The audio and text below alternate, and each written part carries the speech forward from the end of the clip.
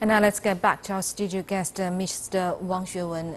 Mr. Wang, well, we understand there's always been a difference between the responsibilities that developing countries and developed countries should shoulder in terms of tackling the issue of climate change. And China and the U.S. this time promised a lot in terms of this. Then what exactly is the importance of the cooperation between China and the U.S.? I think it is very important, first of all, for all the countries, including developing and developed countries, to join hands in combating, climate change. Because climate change is a common threat and challenge to whole mankind. No one should step aside. That is the most important thing. On the other hand, I think cooperation between the developed and developing countries should, and in talking about that, we should not forget the differences in their historical roles, in the specific conditions in the different countries.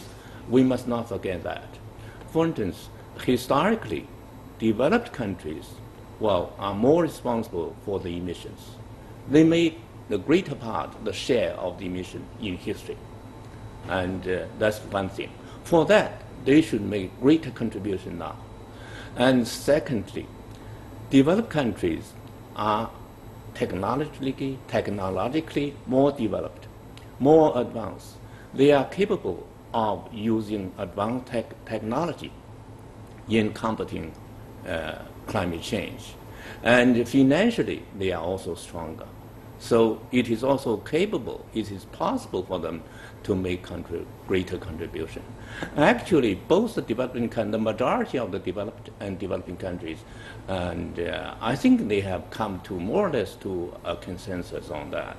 The difference is only that to different degrees, maybe, and some developed countries that say, we should make greater contribution, but our share of contribution should not be that great. That's a difference of quantity, not a difference in quality. And anyway, only if both sides join hands in combating climate change, I think the world can make good headway by, let's say, by 2030. All right, thank you very much, Mr. Wang Xuewen, a political analyst and a former deputy chief of International Business Daily. Thank you very much, Mr. Wang.